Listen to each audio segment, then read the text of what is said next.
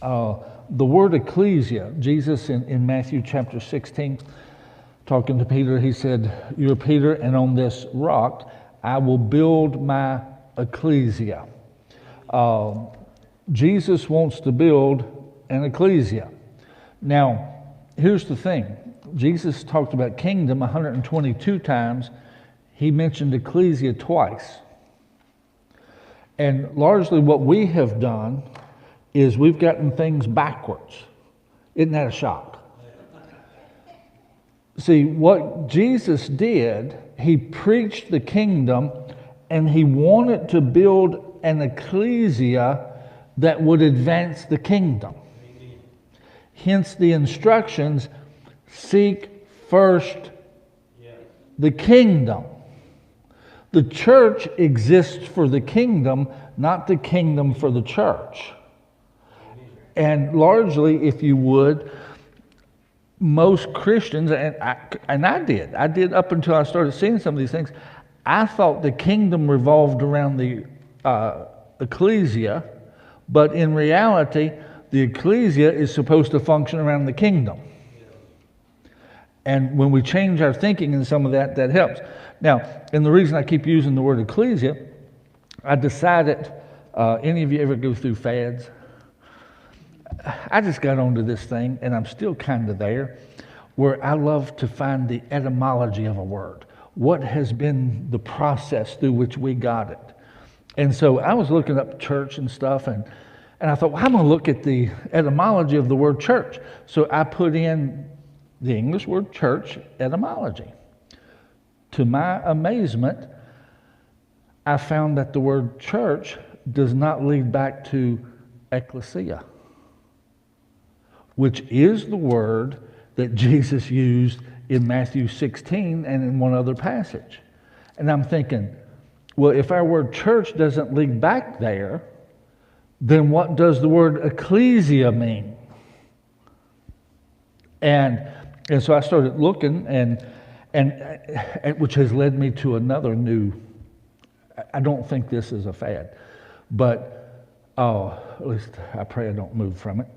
But I've started looking up the Greek words in the secular definition of the Greek. Because you see, Jesus, when he said ecclesia, that was a Greek word. It had no religious connotation. All my study helps all have a religious connotation. Amen. So, anyway, but with that, found out basically the word ecclesia, where that came from, is when in a community, whoever was, and it was varieties of ways in different situations. Even Israel had a form of it, they just didn't call it ecclesia, but Jesus specifically used that term. They would gather typically at the gates of the city and would vote and determine the laws and the regulations that people would live by.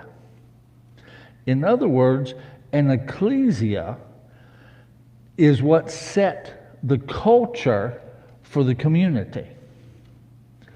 The church hasn't been setting the culture of the community for a while. It used to. But we got told to not be involved in politics. Don't talk about religion and politics. So we got a whole society now that can't talk about religion and politics.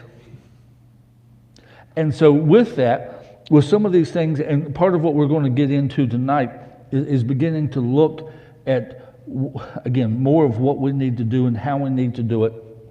I want to read, if you would, from Matthew chapter 6, verses 9 and 10.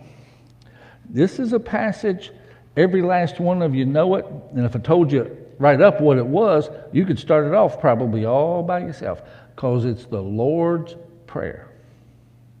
But we're only going to read the first two verses. Because one of the things I'm starting to look for, and I've even thought about teaching a series on things you have to keep in mind when you read the Bible to get it right.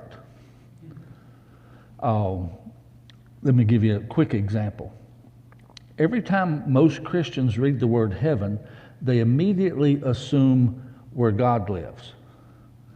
But the Bible tells us that there's 3 heavens. Amen.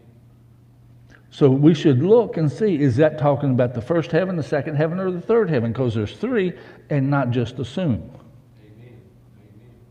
Because which one it is changes your interpretation dramatically from that. Let me throw this out too.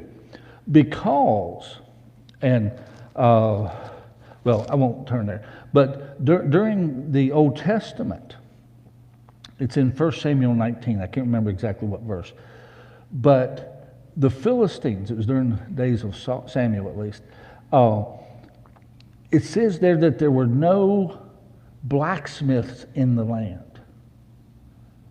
because the Philistines would attack them so that they could not make weapons of war, so the Israelites could defend themselves. Sounds like gun control. But I want to go a little further with that what the enemy has done is told us that religion and politics has to stay separate. So now we have no blacksmiths that can teach us how we should function in regard to government. So we do nothing. We pull the light and the salt out of the government, and so it's ruled by darkness, and there is no savor of the salt, so it's worth throwing out. And I think that kind of describes where we're at right now. But you see, with this, one of the things that we've got to do, because we've been trained not to think this way, and this is something I'm intentionally trying to do now, is, like I said Sunday, I had never realized it until I started doing this, that actually under the curse of the law, there's things about government, that Christ redeemed us from the curse of the law. I've never stood in faith on that because I never paid attention to it. Let me throw you another one. In the Lord's Prayer, the very beginning of it. In this manner, therefore, pray, Our Father in heaven, hallowed be your name. Your kingdom come. Your will be done on earth as it is in heaven. Let me ask you a really, really, really, really deep question. What does a kingdom identify? It identifies a form of government. A kingdom is a form of government. Now, we're not advocating a theocracy here. Don't misunderstand me, and that's a topic for another day. But Jesus taught us, quote, in the Lord's Prayer, to pray for God's government to come onto the earth. Not just to let it go to pot. But who besides me, up until the last week, never looked at that to have anything to do with government? I never did. But again, I'm starting to look at these things because we've just kind of we've pushed that off to the side. So, faith comes by hearing, and hearing by the Word of God. And if you'll act on the Word, then what will happen? You'll get the blessing that it describes, because He watches over His Word to perform it. And outside of just praying, and there's nothing wrong with praying, don't misunderstand me, but I think we've been long on prayer and short on knowing what to do. Amen. And we haven't been even long enough on prayer. Amen. But at that point, we can't act on what we don't know. As Romans 10 says, how will they believe unless they hear? How will they hear unless somebody proclaims it? So we've got to start looking at these things. Now notice the very next part. after your kingdom come, what's the phrase?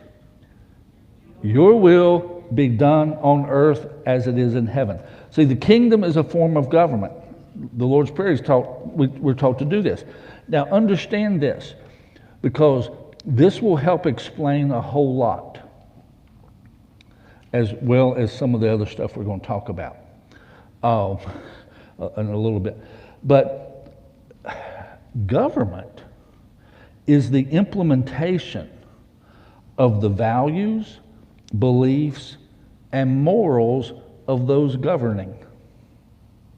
Now, when there's a king, then the rules and everything are an expression of their values, morals, and so forth.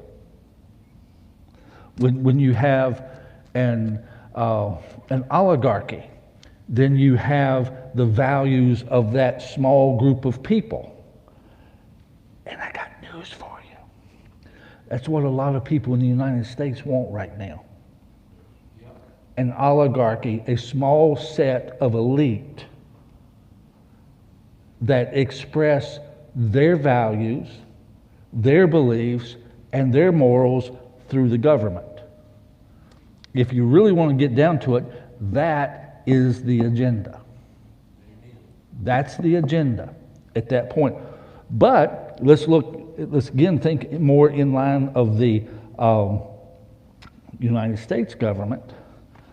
To quote the preamble of the Constitution, we, the people of the United States of America, to form a more perfect union. Who is actually supposed to be governing this land? The people are. The ones out voting are just purely representatives who are accountable to the overall governing body.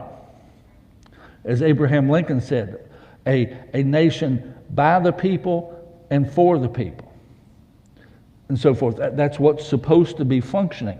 Now, at that point, let me ask a couple questions. Are some of the things that are going on in our world not a reflection of your values, beliefs, and morals? Yeah. Let me ask you another question. Along with the Lord's Prayer, are there things that are not along with the values, beliefs, and morals that God prescribes? Yeah. Well, He's not here. He told us to go into the world. Now, I understand by faith He's here, but Jesus is not physically here. We here. So guess who is supposed to bring the things in the world in line with the kingdom of God and His will? We are. Matthew chapter 28, and this is another thing that we need to really begin to look at, is Mark 16, he says, preach the gospel to every creature. Matthew 28, get this.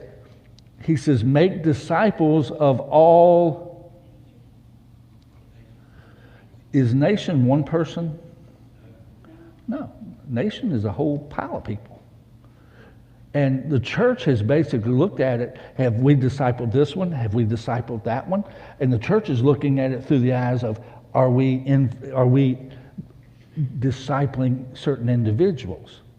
Where, if you would, the real instruction was to disciple the nation, to bring the nation as close to God's way of wanting to do things as we can get it. Now, if you would, that's what our founding fathers endeavored to do. That's why they said it can't, the government we have cannot be maintained by immoral people. It has to be a religious people. It has to be a moral people in order for this to work. Why? Because they endeavored, I'm not saying they were perfect, but they endeavored to set it up the way God wants. That was the attempt. But how many Christians today could we say are attempting that? And now that's not a statement of condemnation. It's just a statement of reflection, assessment. So what are we going to do about it? Type of question. You see what? That's why we're here. That's why we're here. Now, with this, And when it comes to a lot of policies, here's the question that needs to be asked. The question we need to ask about policy is, does it assist in aligning the earth with heaven? That's the question we really need to ask. That's a heart of the question that should guide our policies. That question should guide us as we're looking at things, because we're praying for His will to be done on earth as it is in heaven. And we're not going to get that. We're not going to achieve that. But we should be working toward it. Now, so with this, we spent a lot of time on the scripture focus, Matthew chapter 6, 9, and 10. The principle I want to look at today, and we're going to wrap all these things together.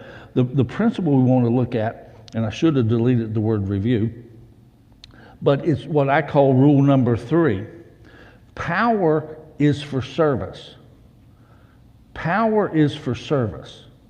That's why God gives it to any of us. He gives it to be of service. Remember when He described, He said in the world, He said this is the way they function. He said, but it's not going to be so among you.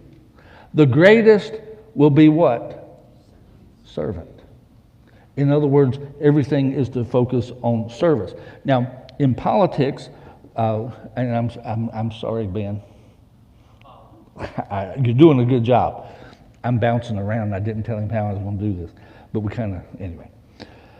But here's the question, and I think it's a very clear answer. But do policies serve the policy makers or those being served? Right now, they largely favor the policy makers. You see, to me, one of the worst things that ever got done in Congress, when our country was established, it was put in that Congress could not pass a law that they were not subject to. But they removed that. I forget exactly when that was, but they removed it. But when you start passing laws that you're not subject to, you might pass a little different law if you had to live by it. And that's why, see, even our current republic is moving toward an oligarchy. And with that, people get entrenched. 80-some% of all incumbents win their elections.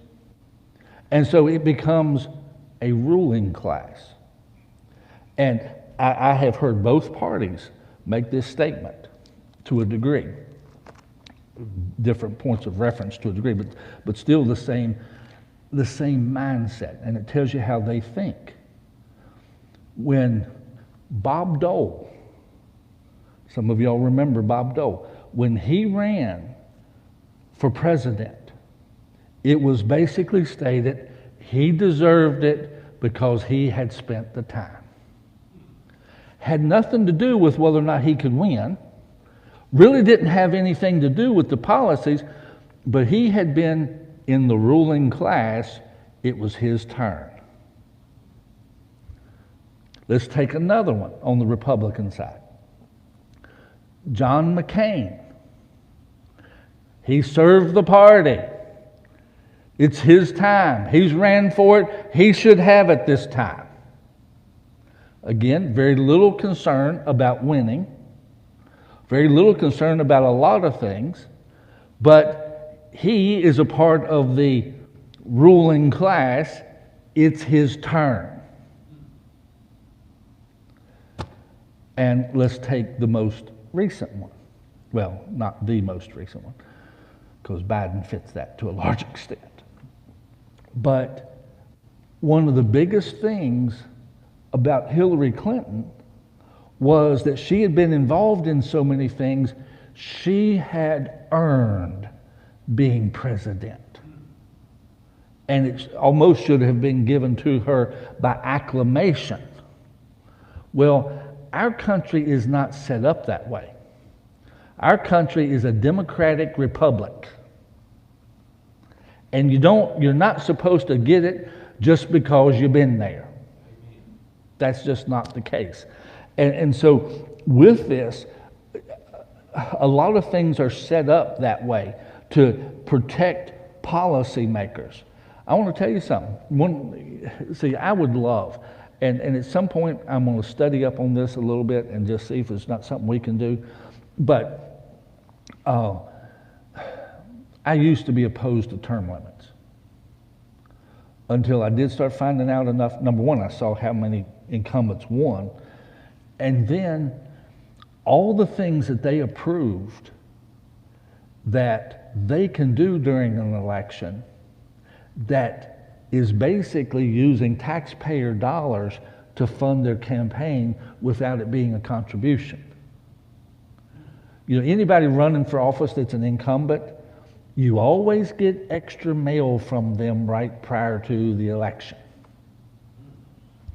That is not campaign money. That's tax dollar money, because they have a budget to allow them to communicate to their constituents who seldom hear anything from them until right before the election. Does the person challenging have that ability? No, they don't have that ability at all. They got to go raise every dime. It's not a level playing field. And so some of those things, but anyway, I think term limits, I don't think will ever come through Congress. I think that very likely that it will have to come from the states as a constitutional amendment without them really having to get on board a whole lot. But I think we got enough people in enough states, if it got kind of coordinated a little bit, you could get it done there. Because you only need 39, I think it is. But anyway, but the second thing in power is for service. And actually under the notes there, it has something very clear. Application to current event.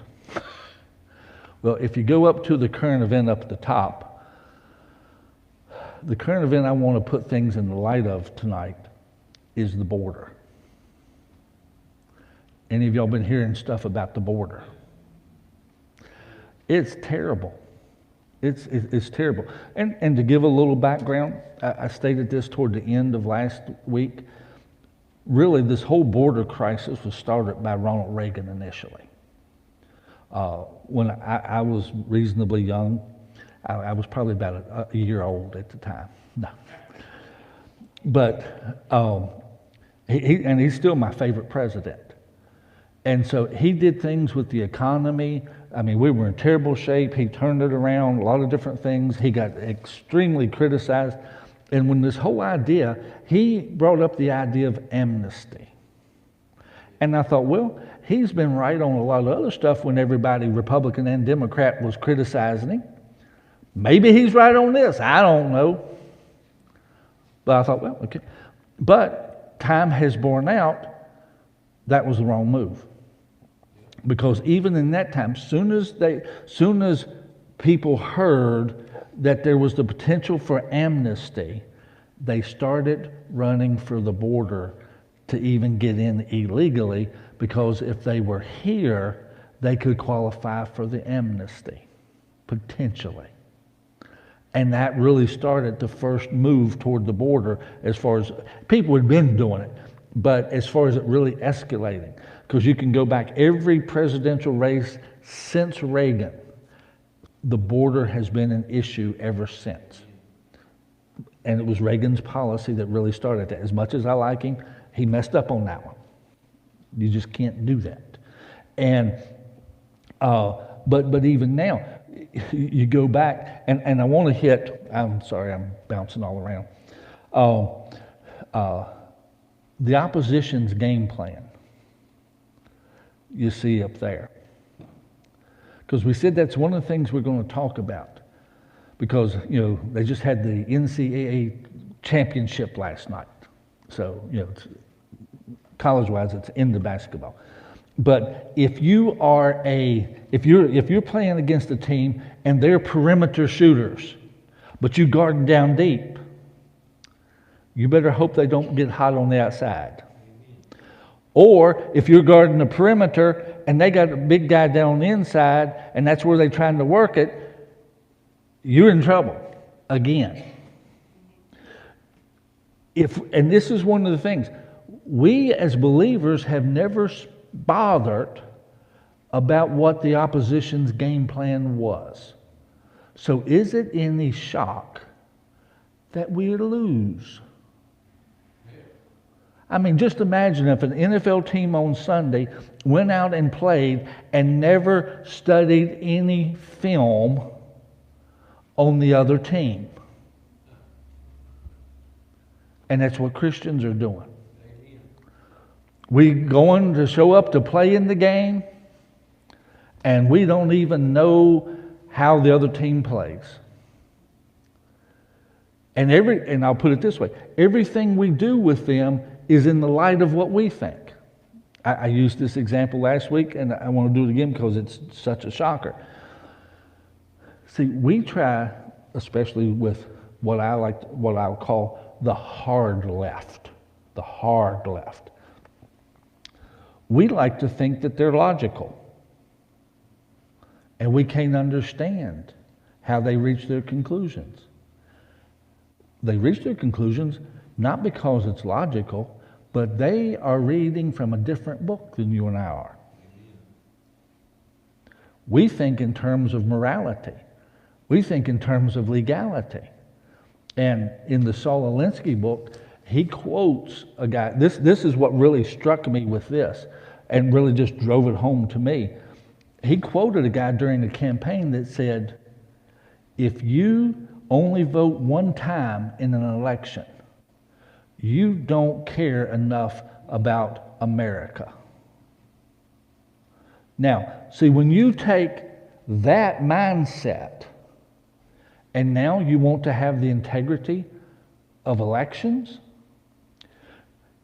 you cannot be for integrity of elections. Because the only way you can vote more than once is you got to use somebody's name besides you. You can't go do it yourself. So you either need somebody that's dead, moved away. So you got to keep all of that stuff on the roll. You can't purge the voter lists because there has to be access to other names so that we can vote more than once because of how much we care for the country.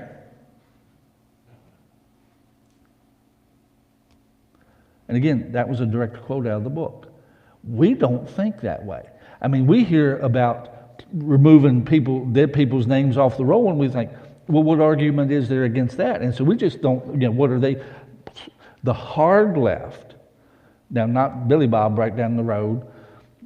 See, Democrats are a lot like Republicans. A lot of times you don't really know who you're dealing with.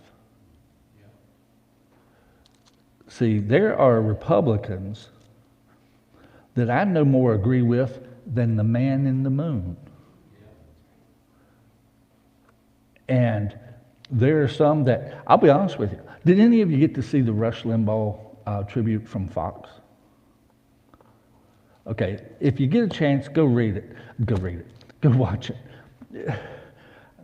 I think they could have done a better job, but they tried to put it together real quick, so they did a good job for how quickly they turned it out. But Rush Limbaugh, when he went national, he got invited to a meeting up in the Hamptons, a weekend up in the Hamptons with some of the bigwigs. And in that show, he said that he had went outside, probably to smoke a cigar. He went outside, and he didn't say who, somebody came out to him, poked him in the chest twice, and said, you got to straighten them Christians out because they'll listen to you. This guy's a Republican. Big time. He said, what do you mean? He said, they just care way too much about abortion, and we got to get them off of that subject, or we're never going to win. This is a Republican. See, if you would, the Republican Party is pro-life because most of the rank and file is pro-life. Not because most of the politicians are. Because a lot of them are not. But they can't say that and get your vote. And so sometimes we're getting something we don't even know what we're getting. But it's hard when it's being hidden from you anyway. But, Rush told the guy, he said, well, I'll tell you one thing. He said, you're not going to win without them. And that's true. But anyway, but with this, rule number 5 in Saul Alinsky's. Now, there's my rules and there's Saul Alinsky's. I don't know if that puts me in bad or good company. But here's one of the things that his rule 5. Ridicule is man's most potent weapon. Ridicule. You say, well, what does this have to do with? Well, when power's to be used for service, and you've got people that are just wanting to use power for themselves, then when somebody comes along that actually wants to serve the people, one of the biggest things that will happen to them is they will be ridiculed. Have you seen that any time recently? Rule number 5. Ridicule is man's most potent weapon.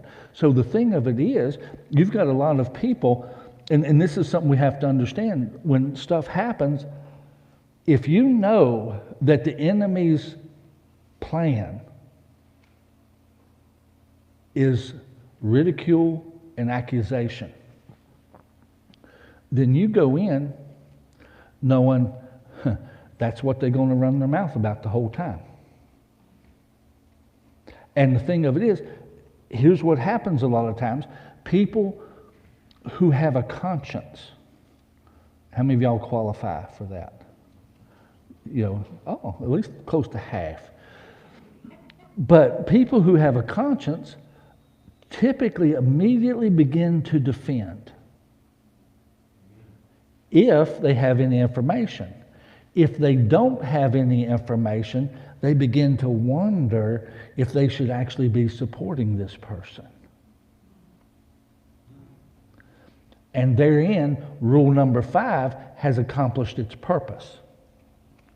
And so what we have to know, especially as we begin to engage in things, what we have to know is there's going to be a lot of chatter and a lot of white noise out here and a lot of stuff that's going on. And we actually have to instruct those in the middle, here's what's going to happen.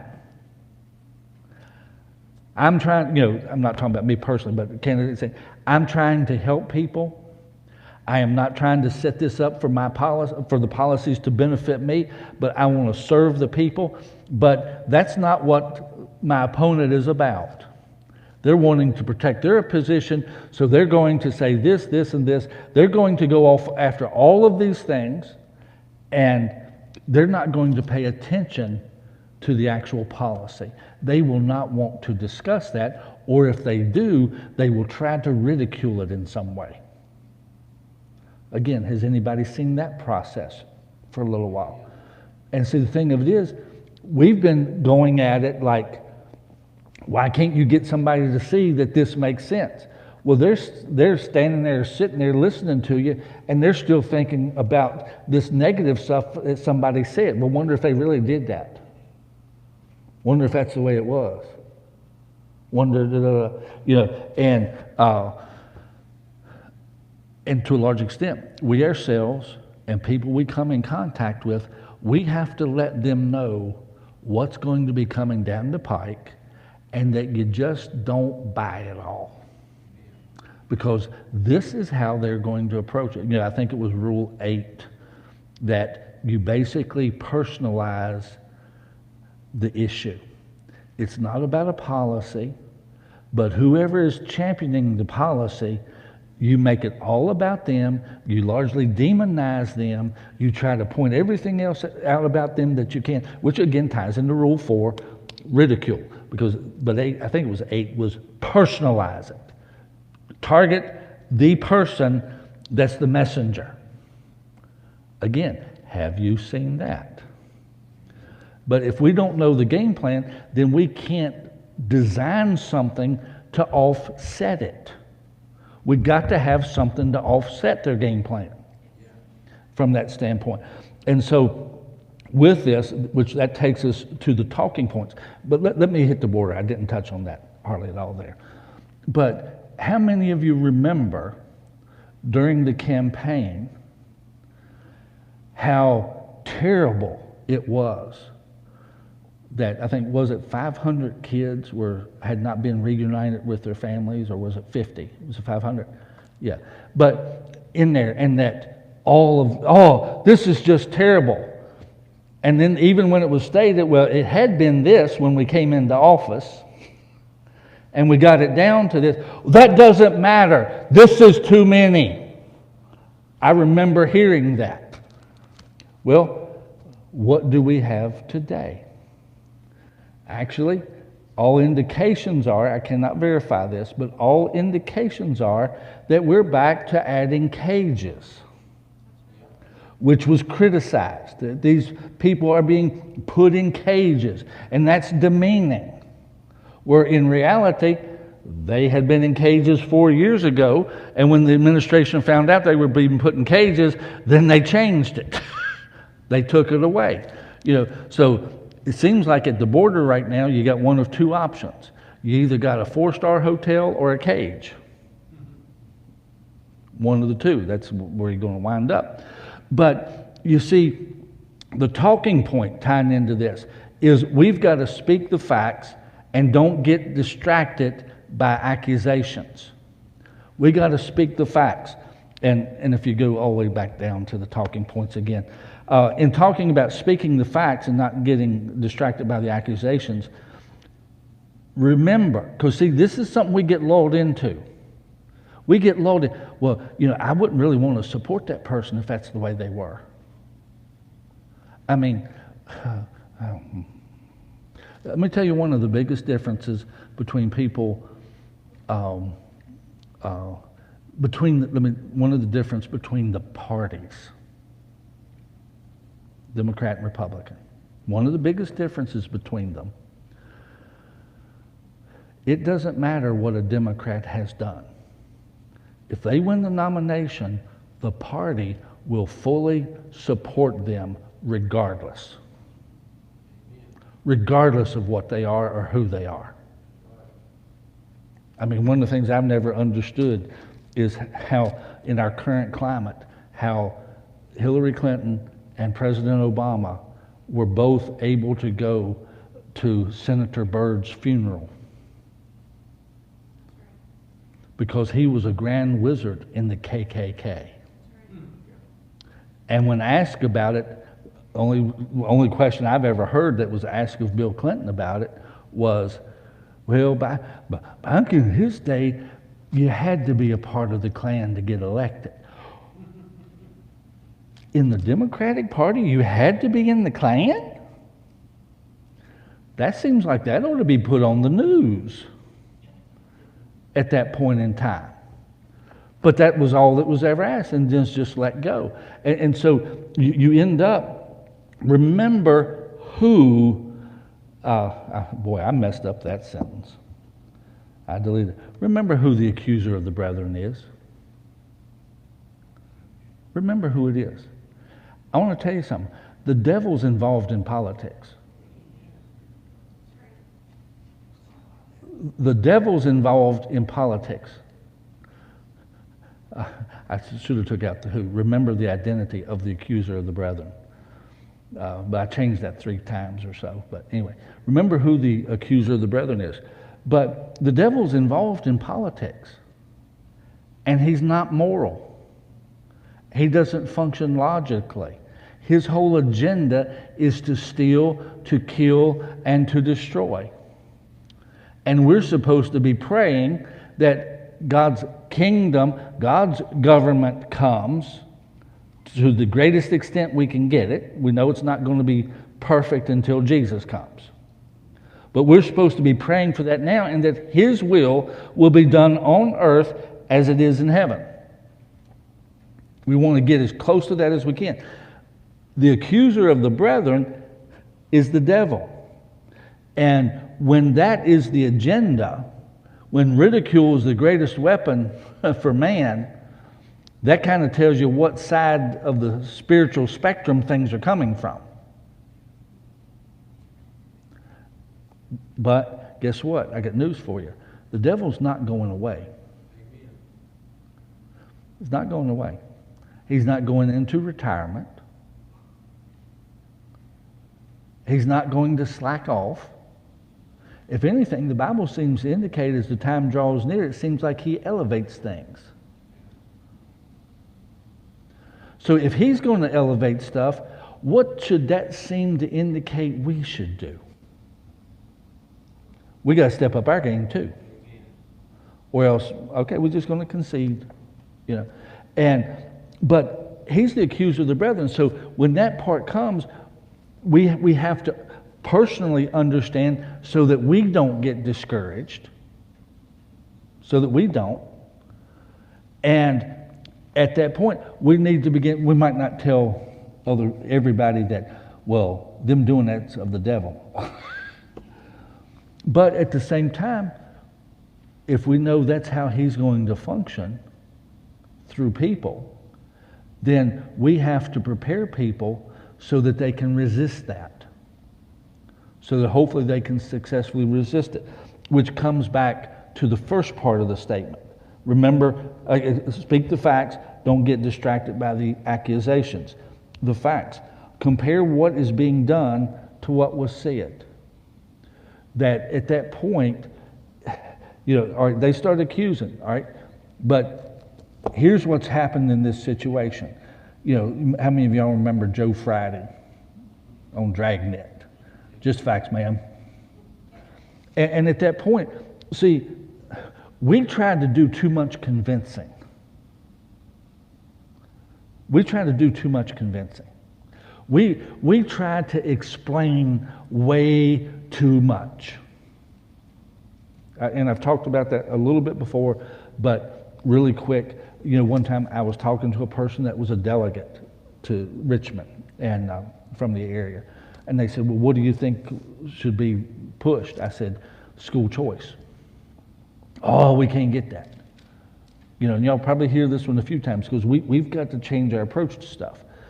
And he said, well, we can't get that. I said, well, why not? Well, they're going to talk about how the schools will fall apart. And then when we try to convince them that they won't, it just don't go anywhere. Well, don't try to convince them that it won't. If they say school choice is going to cause the schools just to collapse, then you need to look at them. And I'm embellishing it a little bit tonight. Understand this. This is not exactly. I'm talking about what we need to do. We need to go, oh, really?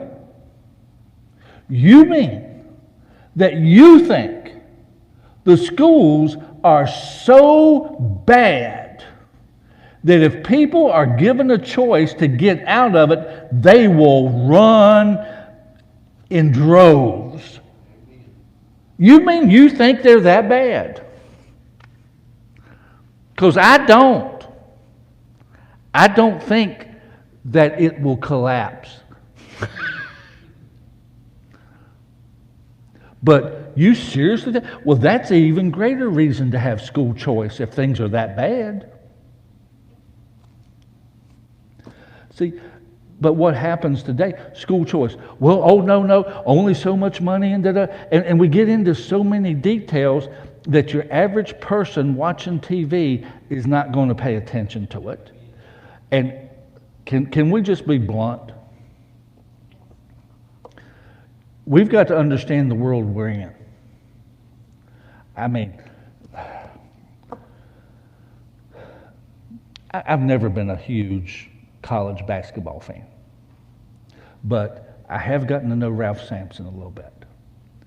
And I can remember about the second time I ever met him, I said, I got to ask you something. And he said, what's that? I said, Dean Smith was a great coach. I said, I'll give him his due. I said, but I can't stand him. And I said, that four corners offense, because he used it a lot against Ralph in Virginia. and actually caused us to lose out in the pursuit of a national championship one year. And I said, what did you think about all that? He said, well, I didn't like it. He said, but the bottom line is what most people don't know. He said, Dean Smith was wanting a shot clock. And he said, now it helped him. He wouldn't have done it if it hadn't helped him. But he was partially doing it to make a point so they would institute the shot clock. Well, guys like Dean Smith, and God help us, guys like Bill Belichick, two guys that are not at the top of my favorites list. But the thing that I even appreciate about Belichick is he reads the rule book. And he knows the loopholes probably better than anybody. Now, the thing of it is if you use them against him, he will cry like a baby. It actually happened this year. He did something in the game, a loophole in the thing, and everybody was talking about what a genius he was. And that even though he says he doesn't like that, he did it because it was there and we could help. One of his former players, or at least assistant coaches, used the same thing against him to defeat him. He's on the sideline just losing his mind. Because it's okay for him to do it, but not somebody else to do it to him. I mean, that's the impression. I don't know that that's the facts. I don't want to get sued. But you see, in this, what I'm saying there is if we don't know the rules of the game, we're at a major disadvantage. If we don't even know the game we're playing.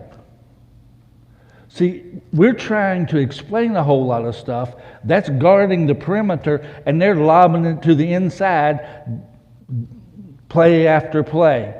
And we're like, why can't we get people to see this? And so part of this, here is part of the game. It is, my mind just went blank. The little quotes that you get, they got a little name, they got a name for them. Sound bites. The game is a game of sound bites largely right now. It is. It's a game of sound bites. Now, I'm not saying that because I like that. But if you're going to play the game and win, you got to know what game you're playing. You know, in basketball, they got different size courts. You know, high school's got a size, college got a size, NBA's got a size. And, you know, I remember watching the movie Hoosiers. One of the first things that coach did was went out and measured it, showed them this is the same size as the court you've been playing on.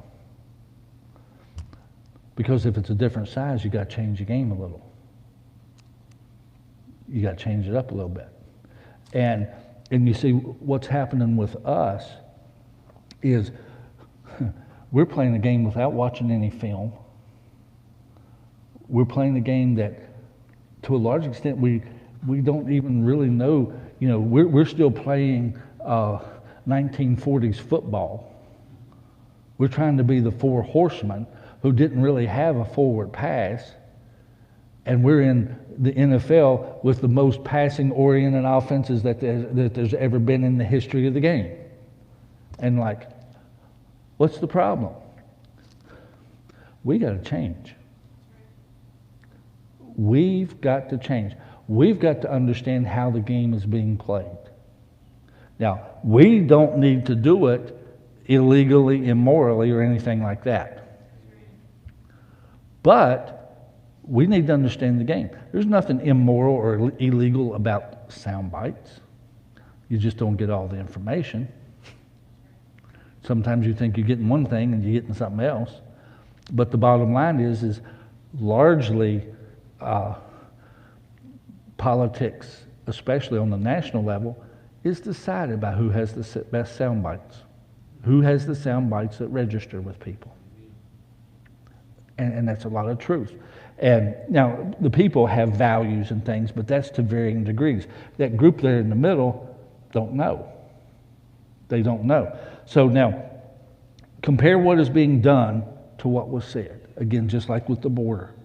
The 500 is too many. Well, now and I always get a kick out of, we're going to be transparent. Okay, nobody can go to the border. Nobody can go to the border. No media should go there. Has to be cleared by the White House. But we're being transparent.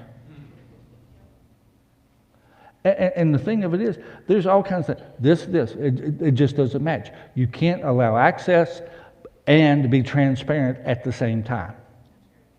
I don't need to explain that. Those are just the facts.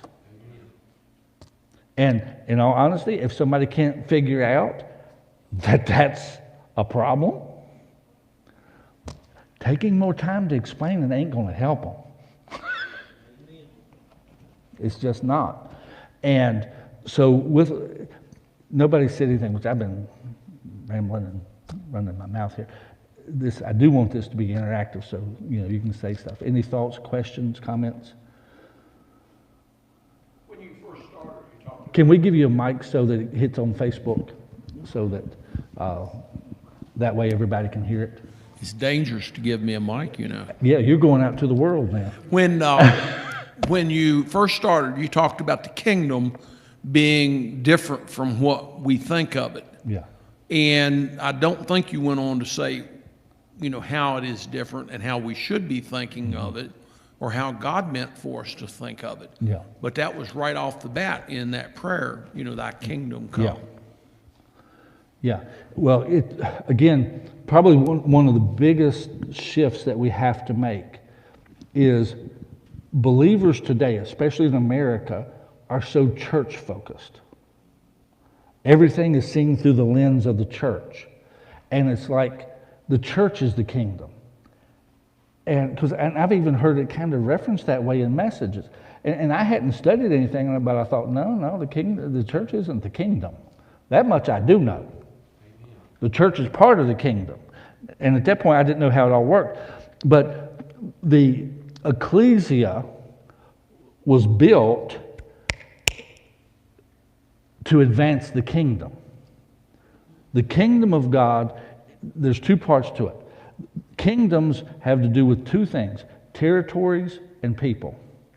A king or a queen rules over a territory, and they rule over people. That's it. And then all the other stuff is the stuff that's in the territory and the peoples from that standpoint. And so when we look at the kingdom of God, what is God's territory? Now, the book of Psalms tells us the earth is the Lord's and the fullness thereof.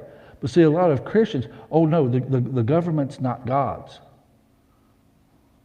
It's going to be His, but it's not His yet. I got news for you. It is His now. It's His now. And everybody that's in a position of authority in the government will have to stand judgment before God for the stewardship of their godly position.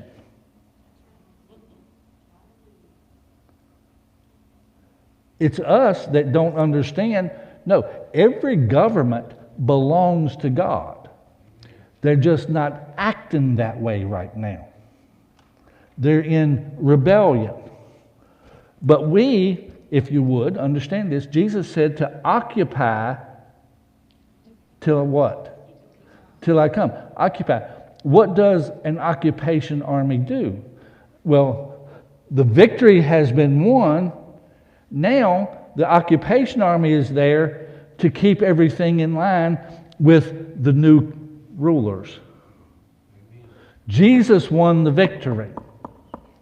We are an occupation force.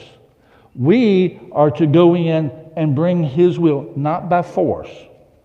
Don't misunderstand. Not by force or anything like that. But we are to bring His will. We are to be working to make His will to be done in federal government, state government, and local government. That is our assignment. That's a part of developing, discipling nations.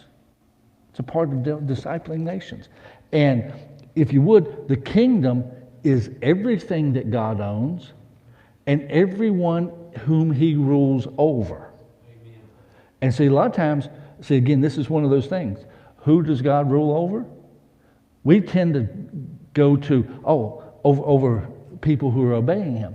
No, God rules over everybody. The earth is the Lord's and the fullness thereof. Everybody is going to have to give an account to God. Hitler is going to have to give an account to God. Amen. Every sinner is going to have to give an account to God. Why? Because he's the ruler. And they are in rebellion against him. And what we're supposed to be doing as an occupation force is we're supposed to be bringing his will into being in this territory and with the people that God is ruling over here. From that standpoint. And that's still not a theocracy. I mean, we can get into that at some point. But the kingdom is everything. See, the church, I love how the founding fathers put it. To me, they got it biblically correct, which is what they were trying to do. There should not be an establishment of a religion. There should not be an establishment of one. Because God gave everyone a free will. So people can be wrong if they want to. So it shouldn't be established. But on the flip side, the free exercise thereof should also not be impeded. So at that point, it's free, and there is opportunity to win people, but not force people. If it's established, it's forced. Should not be forced. Should not be established in that way. But the church is not the government, but the kingdom. Or let me put it this way, but the government is a part of the kingdom. The government's not supposed to be a part of the church. See, if you get back to, let's say, the old Holy Roman Empire, if you remember that from history, the government was a part of the empire, the Holy Roman Empire. They were subject to the Pope. Government's not supposed to be a part of the church. But government is a part of the kingdom. Government should not be subject to the church, but government should be subject to the kingdom from that standpoint. And the only way it gets there is through people who are a part of the occupation force, that we go and convince people and we move them more and more into compliance with the king. That's our assignment, to move them into compliance with the king and with the kingdom. So, another question.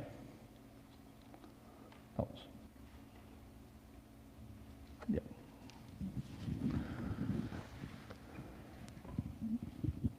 Would you define the radical left? Because you're saying don't waste time with the radical left. I heard that on Facebook Live last week. Yes. Let me compare it to Republicans, just so we can get a little bit clearer picture. You see, there is in the Republican Party what is typically referred to as rhinos.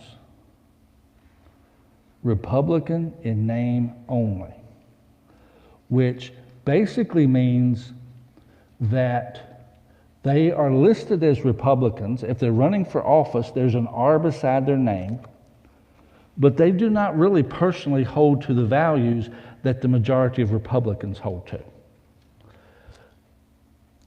And the same thing is true for a lot of Democrats.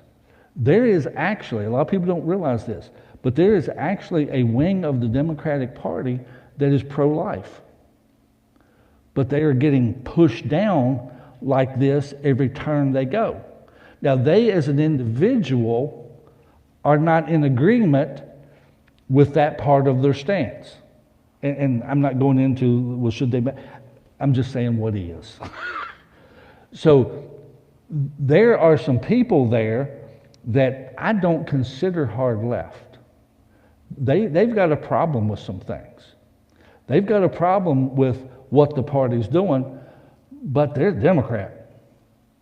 Raise the Democrat. I mean, there's a lot of things that go on, or there's one specific issue that to them matters more than everything else in the world, so they're staying Democrat. But they don't agree with everything that the upper echelon of and those who are controlling things, they don't agree with all of that. They might not know what to think about it, but they're not pushing it. They're, in all honesty, some of them are living in 30 years ago, how the party was. And the same thing's true, like I said, in the Republican Party. I mean, again, going back to the guy that told Rush, you got to get them Christians off of abortion. There's a lot of Republicans who are not pro-life. And they're up here. They're, if you would, rhinos. They do it because that's the only way they're going to get enough votes to win the nomination and have a shot at the election. But they personally really don't care about it. And so you've got those that are really in leadership and are driving the agendas of both parties, that they're closer to being like each other than we would like to think. Because both of those groups really just want to have control. And while we're at it, because we're going to say enough about Democrats, let me talk about Republicans. I am convinced, and our current situation in Virginia, to me, is an indication of it. I was told, I have not looked this up, but I heard this by a current candidate, said that Virginia has lost the last 11 statewide races. Republicans have lost the last 11 statewide races, have not won 1 in 11. Now, I know one case, we actually had the guy here. How many of you remember E.W. Jackson? E.W. Jackson ran for lieutenant governor. He got the nomination, and the party brass basically disowned him and even encouraged the guy that he ran against to possibly run, third party or whatever. There was talk, let me put it that way. He never really got the support he should have got from the party. Guess what happened on election day? His race was the only one that was close. If the party brass had gotten behind him, we'd have probably won at least that election and got an incumbent. They could spend that money to help get reelected, you know. But here's the thing, and I'm convinced, this is an opinion, I am convinced that the rhinos in the Republican Party would rather be in second place in power and maintain their power within the party than win and lose their control in the party. Personal power is more of an issue to them, but power is intended for service. That's what it's supposed to be about from there. Does that? Okay. Yeah. The hard left, let me give you some of the issues. Hard left doesn't have a problem with Governor Northam's statement about leaving the baby over here and we'll talk about it. There's a lot of people that vote Democrat in Virginia. They're not too. I'm not sure he really meant it that way.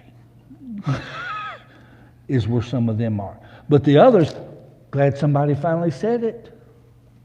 I mean, that's basically where they are. The hard left open the borders and let anybody that wants to stroll in, stroll in. There's a lot of people, even on the left, they're not buying all of that. They don't know where the line should be drawn, but it's not that far. Maybe it does need to be, they don't know. Maybe it should be, but they're not all the way over there. The Green New Deal, the hard left is in on that. Dear God, do whatever we got to do to make that happen, regardless of what happens to our country, regardless if it doesn't even make sense. The other people, well, I don't know. See, and I'll be honest with you. And see, this is one of the things that we've got to do. You see, we need to say, because let me put it this way. I'm going to tell you two things that I'm for.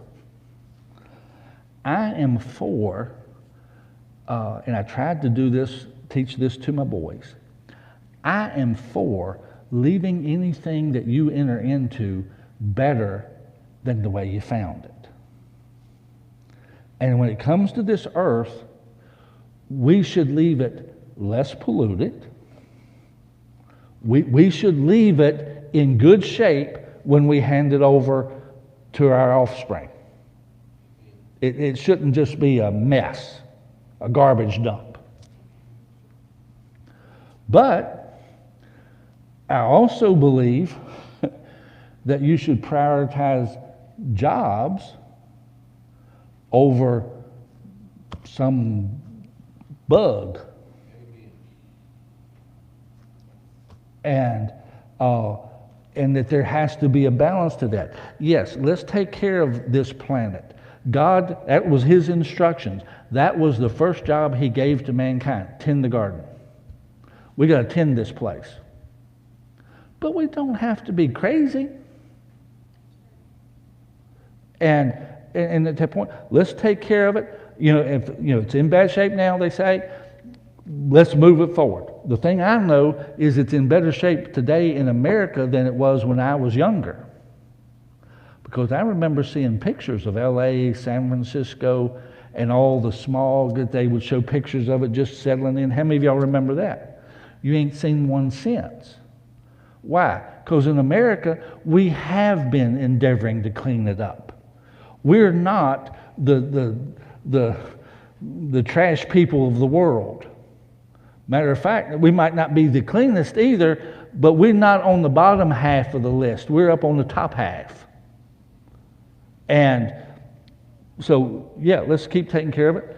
But let's understand people got to live in the process.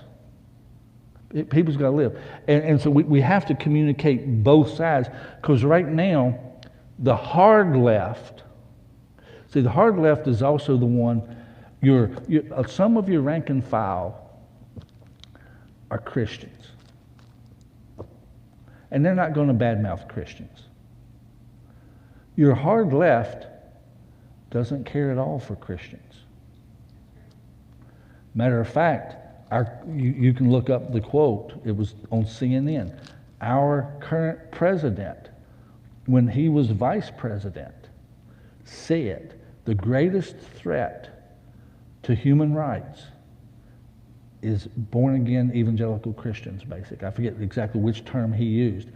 But when you think Christians are the threat to human rights, I'm not sure what world you're living in. Do you know anything about hardline Muslims that throw homosexuals off the roof? We're not doing that.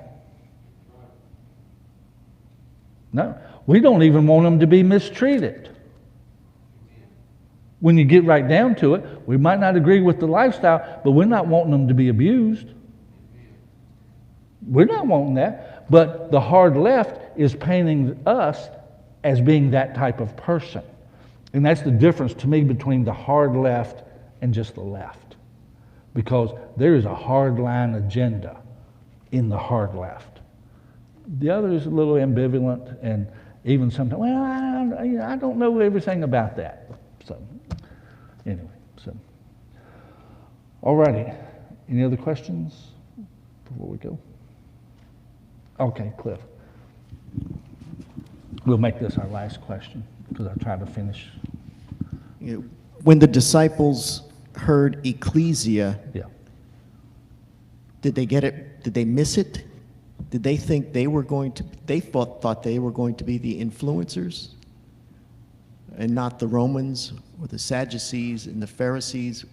Did they miss it, or did they not miss it? I can't speak specifically to the disciples, but I will put it this way. The people of that day understood enough that the Holy Roman Empire went out of bounds with the concept. It was at least there. They understood that. And they knew that they had a responsibility to represent God in government. And it was that understanding that actually propelled the Holy Roman Empire into doing things it shouldn't have done, because they understood the concept of ecclesia. Because I'll just throw this out since I'm closing. Let me close my Bible. That always helps. But look up, because when I found the etymology of the word church, I thought, well, why did that happen? And I found out that King James actually gave instructions to the translators. He gave them a list of things to do and not to do. And one of them actually had to do with using the word church for ecclesia, because ecclesia has no English comparative. It would have had to be more descriptive from that standpoint. And at that point, what he was trying to get away from was the Holy Roman Empire and the influence of the Catholic Church and the Pope having control, and knowing that it all came through the concept of ecclesia. Just put church, which basically had to do with a building where you assemble together. And that has changed how we think about things ever since.